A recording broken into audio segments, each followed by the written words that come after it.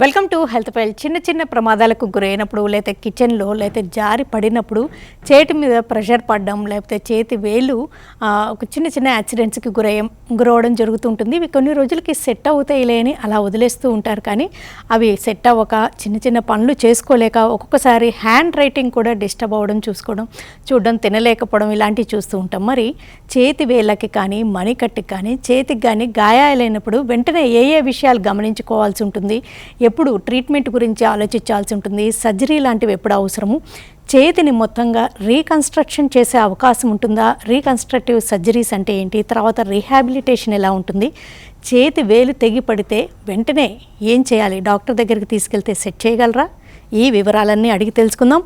Apollo hospitals hand wrist reconstruction మైక్రోసర్జన్ doctor GN Bandari గారిని అడిగి.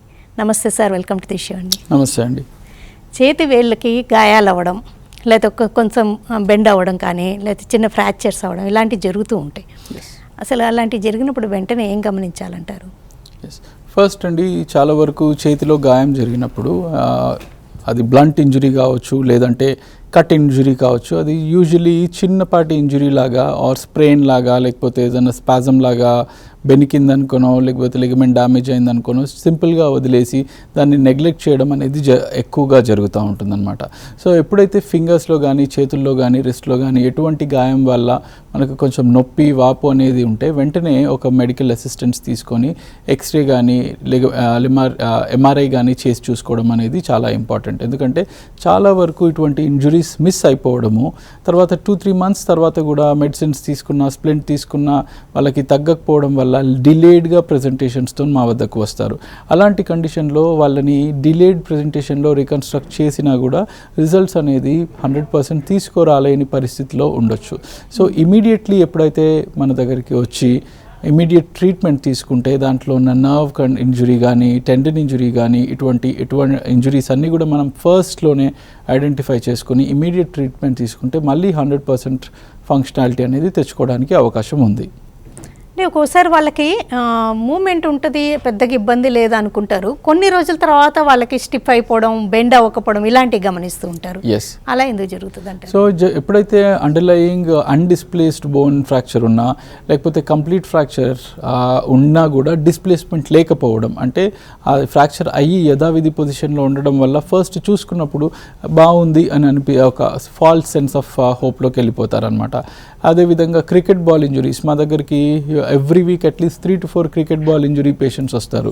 So వీళ్ళందరూ కూడా ఏంటంటే ఓకే కొంచెం వాసింది అంతే, స్ప్రెయిన్ అయింది ఏమో అనుకొని వదిలేస్తారు. బట్ గ్రాడ్యువల్లీ ఏమవుతుందంటే లోపల బోన్ అనేది మనం ఫింగర్స్ ఆడించిన కొద్దీ వాటిలో ఫోర్సెస్ అనేది జనరేట్ అవుతాయి. ఈ ఫోర్సెస్ అనేది డిస్ప్లేసింగ్ ఫోర్సెస్ అంటాం అనమాట. సో ఎప్పుడైతే మూమెంట్స్ అవుతున్నాయో సింపుల్గా ఉన్న ఫ్రాక్చర్ని కూడా అది కాంప్లికేట్ చేయడం, ఆర్ ఫర్ ఎగ్జాంపుల్ ఒక సింపుల్ పార్షియల్ టేర్ అయిందనుకోండి, మనం ఇమీడియట్లీ ట్రీట్మెంట్ తీసుకొని దాన్ని రిపేర్ చేసుకోవడం కానీ ఆర్ స్ప్లింట్ చేసుకోవడం కానీ చేస్తే కనుక అది ఆటోమేటిక్ హీల్ అయిపోతుంది. కానీ ప్రాపర్ ట్రీట్మెంట్ తీసుకోకపోవడం వల్ల ఏమవుతుందంటే డిలేడ్ ప్రెజెంటేషన్లో ఆ సింపుల్ టేర్ కానీ సింపుల్ ఫ్రాక్చర్ కానీ ఎక్కువగా బికాజ్ ఆఫ్ డిస్ప్లేసింగ్ ఫోర్సెస్, మన బాడీ కదిలినప్పుడు మన యాక్టివిటీ చేసినప్పుడు దాని మీద పడే ఫోర్సెస్ అనేది ఆ ఫ్రాక్చర్ని డిస్ప్లేస్ చేయడం జరుగుతుంది. అదేవిధంగా సింపుల్ పార్షియల్ టైర్స్ ఏవైతే ఉంటాయో టెండన్స్లో వాటిని కంప్లీట్ టైర్స్గా మార్చేయడానికి అవకాశం ఉంటుంది. సో అందుకు కాంప్లికేషన్స్ అనేది తలెత్తుతాయి. ఓకే, మీరు చెప్పినట్లు అంటే స్పోర్ట్సే కాకుండా కొన్ని రకాల ఫ్యాక్టరీస్లో కానీ కిచెన్లో కూడా ఫాస్ట్గా ఏమైనా పనులు చేసినప్పుడు చేతి వేలు తెగిపడడం కూడా చూస్తుంటామండి. అసలు వెంటనే ఏం చేయాలంటారు? ఒకటండి, ఇప్పుడు మనం హౌస్ హోల్డ్ ఇంజురీస్ గురించి మాట్లాడుకుంటే మెయిన్లీ హౌస్ వైఫ్స్ ఎస్పెషలీ ఆర్ ఇంట్లో వంట పని చేసే వాళ్ళు ఎవరైనా కూడా ఫ్రీక్వెంట్గా మనం అబ్జర్వ్ చేసేది నైఫ్ కట్ ఇంజురీస్. ఓకే, కూరగాయలు కోసేటప్పుడు లేకపోతే ఏదైనా వేలు సింపుల్ కట్ అయింది కదా అనుకొని జస్ట్ బ్యాండేడ్ వేయించుకుంటారు, లేకపోతే స్కిన్కి కుట్లు వేయించేస్తారు దగ్గర హాస్పిటల్కి వెళ్ళేసి. But what they miss is ఈ ఫింగర్లో స్ట్రక్చర్స్ అన్నీ చాలా ఒక చిన్న స్పేస్లో కాంప్లికేటెడ్ స్ట్రక్చర్స్ అన్నీ కూడా దగ్గరగా ప్యాక్డ్ అయి ఉంటాయి అన్నమాట. ఒకే చిన్న కన్ఫైన్డ్ స్పేస్లో arteries, nerves, vessels, tendons, bones అన్నీ కూడా ఒక కాంపాక్ట్ స్ట్రక్చర్ లాగా గుమిగూడి ఉంటాయి. సో చిన్న కట్ అయినా కానీ దాంట్లో డ్యామేజ్ మాత్రం ఎక్కువగా ఉంటుంది. సో మనం చిన్న కట్టే అని చెప్పేసి జస్ట్ స్కిన్ సూచరింగ్ చేపించుకుంటాం. బట్ తర్వాత వాళ్ళకి ఫ్యూచర్లో చూస్తే అండర్లయింగ్ నర్వ్ డ్యామేజ్ కానీ టెండన్ డ్యామేజ్ కానీ లేటర్ ఐడెంటిఫై చేస్తారు. అలాంటి కండిషన్లో సెన్సేషన్ తెలియకపోవడము, లేకపోతే మూమెంట్ కంప్లీట్లీ రాకపోవడము, ఇలాంటి అనేది వాళ్ళు ఫ్యూచర్లో ఐడెంటిఫై చేసుకొని సెకండరీ రికన్స్ట్రక్షన్ కోసం మా వద్దకు వస్తారు. అండ్ సెకండ్లీ ఇది ఒక నైఫ్ కట్ ఇంజురీ ఒకటే టైప్ ఆఫ్ ప్యాటర్న్ అయితే, second type of pattern mixer grinder injuries. ఇది మేము చాలా కామన్గా చూస్తున్నాం. అట్లీస్ట్ మంత్లీ 2-3 పేషెంట్స్ ఇక్కడ హైదరాబాద్ అపోలోకి వస్తున్నారు. అంటే ఇంకా పెరిఫరీ సెంటర్స్లో ఇది చాలా వరకు అన్నోటిస్డ్గా వెళ్ళిపోతుంది అనమాట. అంటే జనాలు ఫింగర్ కట్ కాగానే దాన్ని తీపిచ్చేసుకుంటున్నారు తప్ప దే డోంట్ నో అంటే ఇది రీకన్స్ట్రక్ట్ చేయొచ్చు, మళ్ళీ ఫింగర్ని ఫంక్షనల్గా చేయొచ్చు అని తెలియక ఫింగర్ కంప్లీట్లీ యాంప్యుటేట్ చేపించేసుకుంటున్నారు. సో ఏమవుతుందంటే వితౌట్ ప్రికాషన్ వాళ్ళు మిక్సర్ గ్రైండర్లో ఫింగర్ పెట్టి క్లీన్ చేయడానికి వెళ్తారు, లేకపోతే బటన్ ఆటోమేటికలీ ఆన్ ఉంటుంది, వాళ్ళు జస్ట్ క్లీన్ చేయడానికి పెడతారు, అది ఆన్ అవ్వగానే ఫింగర్ కట్ అయిపోతుంది. సో ఇలాంటి ఇంజురీస్ అనేది తరచుగా చూస్తూ ఉంటాం అన్నమాట. సో వీటికి కూడా మనం ఇమీడియట్లీ ట్రీట్మెంట్ కనుక తీసుకోగలిగితే ఆ ఫింగర్ టిప్స్ని అండ్ ఫింగర్స్ని మనం సేవ్ చేసుకోవచ్చు అండ్ మళ్ళీ యథావిధి హ్యాండ్ ఫంక్షన్ ప్రెసిషన్ అనేది మనకి రీస్టోర్ అవుతుంది. ఓకే, అంటే ఎంత క్విక్గా యాక్ట్ చేస్తే ఫలితాలు ఉండొచ్చు అంటారు? ఎస్, ఈ ఫింగర్స్ అనేవి చాలా సెన్సిటివ్ స్ట్రక్చర్స్. దీంట్లో నర్వ్స్ కానీ టెండన్స్ కానీ ఎక్కువగా ఉంటాయి, డెన్స్గా ఉంటాయి. మన బ్రెయిన్లో రిప్రజెంటేషన్లో కూడా చూస్తే కనుక బాడీ అన్ని పార్ట్స్లో రిప్రజెంటేషన్ ఒక ఎత్తు ఉంటే ఈ finger tips and thumb representation బ్రెయిన్లో చాలా ఎక్కువగా ఉంటుంది. అంటే వాటి సెన్సిటివిటీ, మనం ఏదైనా చిన్న వస్తువు టచ్ చేయాలన్నా, చిన్న పని చేయాలన్నా, ఈవెన్ కళ్ళు లేని వాళ్ళకు కూడా that they see with they fingers, right? So అంత సెన్సిటివ్ టిప్స్ ఉంటాయన్నమాట. సో వాటికి కంపల్సరీ రికన్స్ట్రక్షన్ చేసుకొని చక్కగా రిస్టోర్ చేసుకొని మళ్ళీ మీరు అడిగిన క్వశ్చన్ ఏంటి అంటే ఎంత క్విక్గా ఒకవేళ కట్ అయ్యింది immediately is the better. But ఏంటంటే డిలే అయినా కానీ as soon as possible doctor దగ్గరికి రావడం వల్ల వాళ్ళకి బెటర్ రిజల్ట్స్ వస్తాయి. అండ్ మీరు అడిగిన క్వశ్చన్లో ఇంపార్టెన్స్ ఏంటంటే కంప్లీట్లీ ఫింగర్ డిటాచ్ అయిపోయింది అనుకోండి, దాన్ని మళ్ళీ ఎంతసేపట్లో నా దగ్గరికి తెస్తే నేను దాన్ని రీప్లాంట్ చేసి మళ్ళీ బాడీకి తిరిగి అతికించగలగడం అనేది ఆ టైం లిమిట్ని బట్టి ఆధారపడి ఉంటుంది. ఓకే, సో యాంపుటేషన్ అంటే ఫింగర్ కంప్లీట్లీ డిటాచ్ అయిపోయింది బాడీ అంటే అటువంటి కండిషన్లో మినిమం మనకి 6 to 12 అవర్స్లో ఫింగర్ తీసుకొని రావాలి. 6 hours దాకా ఛాన్స్ ఉంది. ప్రిజర్వ్ చేస్తే మాత్రమే ఛాన్స్ ఉంటుంది. ఆ ప్రిజర్వేషన్ కూడా ఎలాగంటే ఆ తెగిపోయిన బాడీ పార్ట్ని వాటర్లో కానీ ట్యాప్ వాటర్లో కానీ క్లీన్ చేసి ఒక ప్లాస్టిక్ ర్యాపర్లో టైట్గా సీల్ చేసేసి దాన్ని ఐస్లో పెట్టాలి. ఐస్లో పెట్టి మన దగ్గరికి 6 hours లోపు తీసుకొని రాగలిగితే రిజల్ట్స్ ఆర్ లాట్ బెటర్. ఫింగర్లో ఒక అడ్వాంటేజ్ ఏంటంటే మజిల్ ఉండదు. అన్ని రకరకాల స్ట్రక్చర్స్ ఉంటాయి కానీ మజిల్ ఒక్కటి మాత్రం ఉండదు. మజిల్ లేకపోవడం వలన ఈవెన్ 12 hours వరకైనా మనం ప్రిజర్వ్ చేసి దాన్ని బతికించుకోవచ్చు. అదే మనం పైకి వెళ్ళిన కొద్దీ అంటే మణికట్టు లేకపోతే ఫోర్ ఆర్మ్ ఆర్ ఆర్మ్ లెవెల్లో ఈ యాంపిటేషన్స్ ఏదైనా జరిగినప్పుడు వితిన్ 3 to 4 అవర్స్లో మళ్ళీ మనం రీప్లాంటేషన్ చేసుకోవాలి. ఎందుకంటే వాళ్ళకి మజిల్ ఉంటుంది. ఎప్పుడైతే మజిల్ ఉంటుందో అది it is prone for ischemia, అంటే బ్లడ్ లాస్ని తట్టుకోలేదు మజిల్. బ్లడ్ సప్లై లేకపోవడం వల్ల మజిల్ అనేది వెంటనే చనిపోతుంది. ఓకే, సో మజిల్ చనిపోతే మనం పెట్టిన ఉపయోగం ఉండదు. సో వితిన్ 6 hours మంచిగా ప్రిజర్వ్ చేసి తీసుకొని రావచ్చు. ఫింగర్ అయితే 6 to 12 hours అయినా పర్వాలేదు. ఓకే, ఒకవేళ ఆర్మ్ కానీ హ్యాండ్ అయితే మాత్రం 6 hours 3 hours ఎంత పైకి వెళ్తే అంత టైం తగ్గిపోతుంది. ఓకే, అంటే మీరు చెప్పినట్టుగా డైరెక్ట్గా ఐస్లో పెట్టకుండా కవర్లో పెట్టి ఐస్లో పెట్టాలి. సో చాలా మంది చేసే తప్పు ఏంటంటే మా దగ్గరకు వచ్చేటప్పుడు ఐస్లో పెట్టాలి అని చెప్పేసి ఆ తెగిపోయిన భాగాన్ని డైరెక్ట్లీ ఐస్లో పెట్టేసి తీసుకొచ్చేస్తారు. ఎప్పుడైతే ఆ బాడీ పార్ట్ డైరెక్ట్ ఐస్తో కాంటాక్ట్లోకి వస్తుందో ఐస్ ఏం చేస్తుందంటే ఫ్రాస్ట్ బైట్ ఇంజురీ అంటాం అన్నమాట. So cells automatically direct touch with ice రావడం వల్ల కంప్లీట్లీ ఆ సెల్స్ అనేది డీజనరేట్ అయిపోయి సెల్స్ చనిపోతాయి. సో డైరెక్ట్లీ బాడీ పార్ట్ ఎప్పుడు కూడా లాంగ్ టైం ఐస్లోకి టచ్లోకి రాకూడదు. అది ఆల్వేస్ ఒక ప్లాస్టిక్ ర్యాపర్లో ర్యాప్ చేసి దాన్ని ఐస్ బాక్స్లో పెడితే టిష్యూస్ ప్రిజర్వ్డ్గా ఉంటాయి. అంటే మీరు చెప్పినవన్నీ అంటే ఇలాంటివన్నీ మోర్ ఓవర్ ఆ పార్ట్ క్లియర్గా కట్ అయితేనే, క్రష్ అయితే మాత్రం పాసిబిలిటీ ఉండదుగా? క్రష్ అయితే దాని వయబిలిటీ ఎంత ఉందనేది మేము చెక్ చేసుకుంటాం. కొన్నిసార్లు మనకి ఎక్స్టర్నల్గా క్రష్ ఎక్కువగా కనిపించినా కూడా వయబుల్ ఉంటాయి, అంటే దాని బ్లడ్ సప్లై ఇంటాక్ట్ ఉంటుంది. అలాంటి స్టేజెస్లో మళ్ళీ దాన్ని రీకన్స్ట్రక్ట్ చేసుకోవడానికి వెసులుబాటు ఉంటుంది. కొన్నిసార్లు పేషెంట్స్ కంప్లీట్లీ క్రష్ చేసేసుకొని ఆ డిటాచ్డ్ ఆర్ హ్యాంగింగ్ పార్ట్స్తో వస్తారు, దానికి బ్లడ్ సప్లై ఉండదు. అలాంటి వాళ్ళకి ఆర్థోప్లాస్టిక్ రీకన్స్ట్రక్షన్ అంటాం అన్నమాట. అంటే ఏంటంటే ఒక కొత్త వేలు ఆర్ కొత్త హ్యాండ్ లాంటి ఒక భాగాన్ని మనం పేషెంట్ ఓన్ బాడీ నుంచి తయారు చేసి ఉత్పత్తి చేయడం అనేది జరుగుతుంది అనమాట. సో బోన్ లాగా ఒకటి ఫిక్సేషన్ పెట్టి దానికి ఒక సాఫ్ట్ టిష్యూ కవర్ లాగా ఒకటి తయారు చేస్తాం. యూజువల్లీ దానికి డోనర్ ఎక్కడంటే పేషెంట్స్ ఓన్ పొట్ట, మనకి పొట్ట భాగంలో ఎక్కువగా ఎడిక్వేట్ స్కిన్ ఉంటుందన్నమాట. సో ఆ స్కిన్ని మనం అప్పుగా తీసుకొని ఆ హ్యాండ్ ఫింగర్స్కి ఏదైతే ఉందో వాటికి అటాచ్ చేయడం వల్ల ఒక నూతనమైనటువంటి ఫింగర్ లాంటి ఒక భాగాన్ని మనం తయారు చేసుకోవడానికి అవకాశం ఉంది. దీనివల్ల పేషెంట్కి కొద్దిగా ఫంక్షన్ అనేది రిటర్న్ అవుతుంది. అంటే బోన్ లాగా బోన్ అంటే స్కిన్ అయితే మీరు రీకన్స్ట్రక్ట్ చేయగలరు. బోన్ కూడా పేషెంట్ ఓన్ బోన్ తీసుకుంటాము. బోన్ కూడా తీసుకుంటారు. Yes, bone, tendon and patients own skin ఇవన్నీ తీసుకోవడం వల్ల మరలా ఒక ట్యూబ్ లాంటి ఒక ఆర్గన్ని మనం క్రియేట్ చేసుకుంటాం.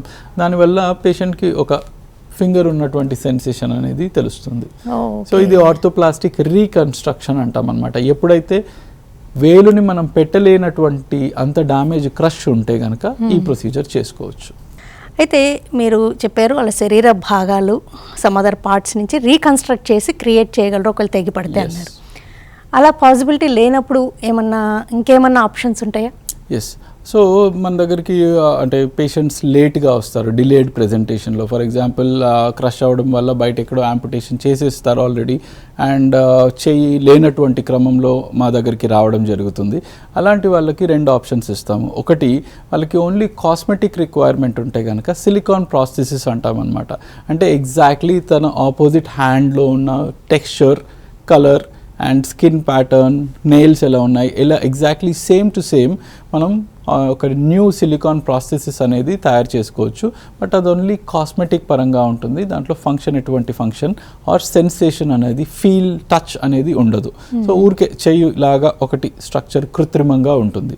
బట్ ఒకవేళ పేషెంట్ లేదు, నా వేళ్ళు నాకు కదలాలి, టచ్ ఫీల్ అవ్వాలి, స్వతహాగా నేను పనులు చేసుకోగలగాలి అనేటువంటి పేషెంట్కి ద బెస్ట్ ఆప్షన్ ఏంటంటే ఇప్పుడు కొత్తగా వస్తున్న టెక్నాలజీ హ్యాండ్ ట్రాన్స్ప్లాంట్. అంటే ఏ విధంగా అయితే ఒక పేషెంట్ లివర్ పాడైనటువంటి వాళ్ళకి లివర్ ట్రాన్స్ప్లాంట్, కిడ్నీ పాడైనటువంటి వాళ్ళకి కిడ్నీ ట్రాన్స్ప్లాంట్ లాగా సాలిడ్ ఆర్గాన్ ట్రాన్స్ప్లాంట్ చేస్తున్నామో, అదేవిధంగా there is an option of hand transplant surgery. అంటే ఒక బ్రెయిన్ డెడ్ డోనార్, అంటే ఒక చనిపోయే అటువంటి ఒక వ్యక్తి ఎవరైనా ఉంటే వాళ్ళు సమ్మతిస్తే కనుక అటువంటి పేషెంట్స్ యొక్క హ్యాండ్స్ మనం హార్వెస్ట్ చేసుకొని ఈ హ్యాండ్ లేనటువంటి వాళ్ళకి హ్యాండ్ ట్రాన్స్ప్లాంట్ అనేది చేసుకోవడానికి అవకాశం ఉంది.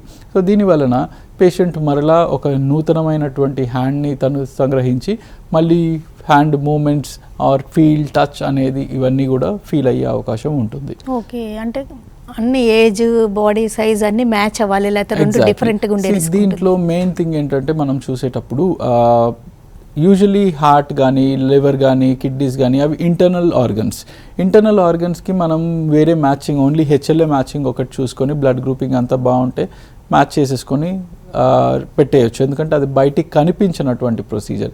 ఎప్పుడైతే ఒక హ్యాండ్ ట్రాన్స్ప్లాంట్ వస్తుందో ఒక మగ అతనికి ఒక ఆడవాళ్ళ హ్యాండ్ పెట్టినా కొంచెం డిఫరెన్స్ తెలిసిపోతుంది, ఆర్ వైస్ ఎవర్సా. ఆడవాళ్ళకి మగవాళ్ళ హ్యాండ్ పెట్టినా డిఫరెన్స్ తెలుస్తుంది. చిన్నపిల్లలు, పెద్దవాళ్ళు, ఆర్ కలర్, ఇండియాలో ఒక్కొక్క పర్సన్ మల్టిపుల్ కలర్స్లో ఉంటారు.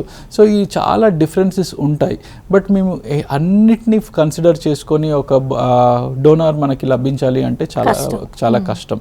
సో మెయిన్ మేము కన్సిడర్ చేసేది ఏంటంటే హెచ్ఎల్ఏ మిస్ మ్యాచ్ ఉండకూడదు. అది ఉండకుంటే సరిపోతుంది. అండ్ కొంచెం మరీ గ్రాస్ డిఫరెన్స్ కాకుండా మినిమల్ డిఫరెన్స్లో ఉన్నా పర్వాలేదు అన్నట్టుగా చూసి మ్యాచ్ చేసి చేస్తామన్నమాట. అంటే బేసిక్గా మెయిన్ ఫోకస్ ఫంక్షనాలిటీ మీద పెట్టి, అబ్సల్యూట్లీ, అంటే వాళ్ళు పనులు చేసుకునేటట్టు మీరు అవకాశం కల్పిస్తారు. So function is the only predominant factor. ఇక్కడ మనకి కాస్మెటిక్ కన్సర్న్ మాత్రం ప్రైమ్ ఫ్యాక్టర్ కాదు. ఓకే. హ్యాండ్ రీకన్స్ట్రక్షన్ కానీ లేకపోతే ట్రాన్స్ప్లాంటేషన్ కానీ ఇలాంటివన్నీ జరిగిన తర్వాత వాళ్ళకి చాలా రీహాబిలిటేషన్ ఉంటుందంటారా? ఎస్, రీహాబిలిటేషన్ ఎంత ఎక్కువగా చేస్తే వాళ్ళకి సక్సెస్ అనేది అంత బాగా ఉంటుంది. రీహాబిలిటేషన్ సరిగా చేయకపోవడం వల్ల మజిల్ పవర్ అనేది సరిగా ఇంప్రూవ్ అవ్వదు. సో రీహాబిలిటేషన్లో చాలా ఇంపార్టెంట్ ఫ్యాక్టర్ అండి. అండ్ ఆల్మోస్ట్ 1 year వరకు మనం రీహాబిలిటేషన్ చేయించాల్సిన అవసరం ఉంటుంది ఇటువంటి కేసెస్లో. ఓకే, కానీ కొన్ని లిమిటేషన్స్ ఉండిపోయే రిస్క్ ఉంటుందంటారా? లిమిటేషన్స్ అండ్ రిస్క్ అనేది ఇమ్యూనోసప్రెషన్తో ఉంటుందండి. ఫర్ ఎగ్జాంపుల్ ఇటువంటి పేషెంట్స్కి ఫర్ ఎగ్జాంపుల్ ట్రాన్స్ప్లాంట్ అయ్యాక ఆ బాడీ హ్యాండ్ని రిజెక్ట్ చేయకుండా, ఎందుకంటే అది ఎక్స్టర్నల్గా తెచ్చిపెట్టినటువంటి హ్యాండ్, సో ఆ పార్ట్ని రిజెక్ట్ చేయకుండా మనం కొంచెం ఇమ్యూనోసప్రెషన్ ఇవ్వాల్సినటువంటి పరిస్థితి ఉంటుంది. For example even kidney transplant అయినా, heart transplant, any solid organ transplant ఒక వేరే పర్సన్ అవయవాన్ని మన బాడీలో చేకూర్చినప్పుడు దాన్ని సప్రెస్, వాళ్ళ పేషెంట్ యొక్క ఇమ్యూనిటీని మనం సప్రెస్ చేస్తేనే ఆ ఆర్గాన్ అనేది సర్వైవ్ అవ్వగలుగుతుంది. అదేవిధంగా సేమ్ థెరపీ మనం హ్యాండ్కైనా ఇవ్వాల్సి వస్తుంది. సో ఇమ్యూనో సప్రెషన్ అనేది చాలా కీలకమైనటువంటి అంశం అన్నమాట ఇందులో. ఓకే, అంటే ఇవన్నీ యాక్సిడెంట్ జరిగిన వెంటనే లేకపోతే వితిన్ ఫ్యూ అవర్స్, కొన్ని సంవత్సరాల క్రితం, కొన్ని నెలల క్రితం జరిగిన అనుకోండి, వాళ్ళకి ఏమన్నా ఛాన్సెస్ ఉంటాయా ఇలాంటివి ప్రయత్నించడానికి? ఈ హ్యాండ్ ట్రాన్స్ప్లాంట్ అనేది ఓల్డ్ ఇంజురీస్కి వర్తిస్తుంది. రీకన్స్ట్రక్షన్ అనేది ఫ్రెష్ ఇంజురీస్కి వర్తిస్తుంది. ఓకే, అంటే రీకన్స్ట్రక్షన్ వాళ్ళ శరీర భాగాల నుంచి, ఒకవేళ మణికట్టు కానీ ఒక చెయ్యి అంత తెగిపడింది అనుకోండి, అంత పాసిబిలిటీ ఉంటుందా రీకన్స్ట్రక్షన్ చేయడానికి? ఎస్ అండి, అంటే డిపెండింగ్ ఆన్ ద భాగం, అంటే ఎటువంటి భాగం ఇంజురీ అయింది, ఎంత డ్యామేజ్ అయింది, రీప్లాంటేషన్ అంటాం అనమాట. ఇప్పుడు రిస్ట్ తెగిపడింది అనుకోండి, దాంట్లో ఎంతవరకు డ్యామేజ్ పార్ట్ ఉందో దాన్ని తీసేసి హెల్దీ ఉన్న పార్ట్ని మళ్ళీ రీజాయిన్ చేసుకోవడానికి అవకాశం ఉంటుంది. దీనివల్ల కొంచెం లెంత్ అనేది తగ్గుతుంది, బట్ అగైన్ మన ఫైనల్ టార్గెట్ ఏంటంటే ఫంక్షనాలిటీ. ఓకే, సో డ్యామేజ్ ఎక్కువగా ఓల్డ్ పేషెంట్స్ కూడా మీరు హ్యాండ్ ట్రాన్స్ప్లాంట్ చేసి, అంటే బ్రెయిన్ డెడ్ పర్సన్ నుంచి ఎస్ కరెక్ట్ చేసి వాళ్ళకి నార్మల్గా ఫంక్షనాలిటీ ఇచ్చేటట్టు చేయగలరు, రీజనరేట్ చేయగలరు హ్యాండ్లో పవర్. ఎస్, ఓకే, అయితే ఇవన్నీ చాలా కష్టతరమైనవి, చాలా స్కిల్ఫుల్ ప్రొసీజర్, చాలా మైక్రో సర్జన్ అంటారు, అందుకే మైక్రో సర్జరీ. ఓకే, అంటే చాలా టైం టేకింగ్ సర్జరీస్ అంటారా వీటిని? ఒక్కొక్క surgery some times they can last up to 12 hours, 8 hours, so long procedures. Okay, పిల్లల్లో అయితే ఏం చేస్తుంటారండి? పిల్లల్లో మనకి ఎక్కువగా హౌస్ హోల్డ్ ఇంజరీస్లో కనుక చూస్తే కనుక సీజనల్ వేరియేషన్స్ ఉంటాయండి. Majority of the times monsoon, especially ఈ సీజన్లో మేము ఎక్కువగా చూసేటువంటి ఇంజురీస్ డోర్ క్రష్ ఇంజురీస్. అంటే పిల్లలు ఆడుతూ డోర్లో చేయి పెట్టి గాలి రాగానే డోర్ ఫింగర్స్ని క్రష్ చేయడము, ఇటువంటి ఇంజురీస్ చూస్తాము. సెకండ్లీ పిల్లలు cycle chain crush injuries, so ఆడుతూ సైకిల్ చైన్లో చేయి పెట్టి పెడల్ని తిప్పడానికి ట్రై చేస్తారు, సో ఫింగర్స్ అన్నీ సైకిల్ చైన్లో పడి నుజ్జు అవ్వడము, ఇలాంటి ఇంజురీస్ అనేది చూస్తాం. సో వీటన్నిటికీ కూడా ఎప్పుడైతే సివియర్ క్రషింగ్ ఉంటుందో అప్పుడు రీకన్స్ట్రక్షన్ కూడా డిఫికల్ట్ అవుతుంది, నార్మల్ ఫంక్షనాలిటీ తేవడం కూడా డిఫికల్ట్ అవుతుంది. కాబట్టి వీటికి prevention is better than cure అంటాం అనమాట. ఇంట్లో పిల్లల్ని ఇటువంటి ఇంజురీస్కి అవాయిడ్ చేయడానికి పేరెంట్స్ అడిక్వేట్ ప్రికాషన్ తీసుకోవడము, డోర్ స్టాపర్స్ యూస్ చేయడము, అలాగే సైకిల్ చైన్స్లో పిల్లలు ఫింగర్స్ పెట్టకుండా చూసుకోవడం, ఇలాంటి కొన్ని చిన్న కేర్స్ మనం తీసుకోవాలి. బట్ గాయం జరిగితే కనుక వెంటనే ఒక హ్యాండ్ స్పెషలిస్ట్ని కన్సల్ట్ అయ్యి ఆ ఫింగర్స్ అనేది మనం సేవ్ చేసుకోవడానికి అవకాశం ఉంటుంది. వరంగల్ నుంచి రాకేష్ గారు. నమస్కారం అండి, డాక్టర్ గారితో మాట్లాడదామని. చెప్పండి డాక్టర్ గారు, వింటున్నారు, మీకు క్వశ్చన్ అడగండి. ఏం లేదండి, ఇది వరకు మా ఎల్ఈడి డిఫిట్ చేసేటప్పుడు గోడకి, హలో చెప్పండి రాకేష్ గారు, వినిపిస్తుంది. అయితే గోడకి టీఫిట్ చేస్తుంటే ఇది డ్రిల్లింగ్ అయ్యి ఏలుకోదా కట్ అయింది సార్. ఎప్పుడు జరిగిందండి? ఒక 6 months అవుతుంది. 6 months, ఓకే. 6 months. ఇప్పుడు ఎలా ఉందండి హ్యాండ్ పరిస్థితి? అంటే అప్పుడు వేరే డాక్టర్ చూపిస్తే వాళ్ళు కొద్దిగా కడిగేసిందండి, అది ఒక మొండి, అంటే చిన్న మొండి లెక్క అయిపోయింది. ఓకే, ఏ ఫింగర్ అండి ఇది? ఇది మిడిల్ ఫింగర్ అండి. మిడిల్ ఫింగర్ మీకు పార్ట్లీ కట్ అయిపోయింది అంటారు. అవునండి. సో ఇటువంటి మిడిల్ ఫింగర్ మనకి ఎక్కువగా ఫంక్షనాలిటీ అనేది ఉండదండి. యూజువలీ మనకి index and thumb proper function ఉంటే సరిపోతుంది. ఇటువంటి పరిస్థితులలో మనకు మిడిల్ ఫింగర్ పార్షియల్గా ఉన్నప్పుడు దీనికి సిలికాన్ ప్రాస్థెసిస్, ఇందాక నేను చెప్పినటువంటి విధంగా సిలికాన్ ప్రాస్థెసిస్ అమర్చడం వల్ల సేమ్ న్యాచురల్గా ఒక ఫింగర్ ఉన్నటువంటి పరిస్థితి కనపడుతుంది. అండ్ సిలికాన్ ప్రాస్థెసిస్ పెట్టడం వల్ల తనకి మళ్ళీ తన కోల్పోయినటువంటి కాన్ఫిడెన్స్ని కానీ మొండి వేలు అని ఏదైతే తను ఫీల్ అవుతున్నాడో అది కూడా మనం అధిగమించడానికి ఆస్కారం ఉంటుంది. సో సిలికాన్ ప్రాస్థెసిస్ వల్ల మళ్ళీ సేమ్ న్యాచురల్గా కనిపిస్తుంది. బట్ ఒకటే డెఫిషియెంట్ థింగ్ ఏంటంటే దానికి సెన్సేషన్ అనేది ఉండదు. రీకన్స్ట్రక్టివ్ ఆప్షన్ ఉన్నాయి, కానీ if we see the result what we are gaining and the procedure what we are undergoing, we do not advise for just a partial amputation of middle finger అనేది reconstruction అనేది పెద్దగా అవసరం ఉండదు. Silicon prosthesis అనేది best సరిపోతుంది. ఓకేనండి doctor GN Bandari గారు, thanks a lot అండి. డాక్టర్ గారు చాలా ఇంపార్టెంట్ పాయింట్స్ తెలియజేశారు. హ్యాండ్స్కి కానీ ఫింగర్స్కి కానీ ఏమైనా ఇంజురీస్ మణికట్టుకి కానీ ఏమైనా జరిగినప్పుడు వెంటనే విషయాలు గమనించుకోవాలని, బాగానే ఉంది కదా అని నెగ్లెక్ట్ చేసే కొద్దీ తర్వాత డిజబిలిటీకి గురయ్యే రిస్క్ ఉంటుంది. కాబట్టి ఒకసారి డాక్టర్ దగ్గరికి వెళ్ళి ఆ ప్రమాద తీవ్రత ఎంత ఉందో తెలుసుకోవడం ఇంపార్టెంట్ అని. ఒకవేళ చేతి వేలు తెగిపడితే మాత్రం దాన్ని ఒక ప్లాస్టిక్ బ్యాగ్లో పెట్టి ఐస్లో పెట్టి వీలైనంత త్వరగా డాక్టర్ దగ్గరికి తీసుకెళ్తే అది సేమ్ ఫింగర్నే మళ్ళీ వాళ్ళు అటాచ్ చేసి రీకన్స్ట్రక్షన్ సర్జరీ చేయగలుగుతారని. అయితే ఇంతకుముందు కనుక ఏమన్నా వాళ్ళకి హ్యాండ్ తెగిపడడం కానీ మణికట్టు వేళ్ళు తెగిపడడం జరిగితే బ్రెయిన్ డెడ్ పర్సన్ నుంచి తీసి వాళ్ళకి రీకన్స్ట్రక్టివ్ ట్రాన్స్ప్లాంటేషన్ సర్జరీ కూడా చేయగలుగుతున్నారని, నార్మల్గా వాళ్ళ ఫంక్షన్స్ అన్నీ చేసుకునేటట్టు మైక్రో సర్జరీస్ చేయగలుగుతున్నారని Apollo hospitals hand wrist reconstruction micro surgeon doctor GN Bandari garu తెలియజేశారు. ఇది వాళ్ళ health file. Keep watching TV5.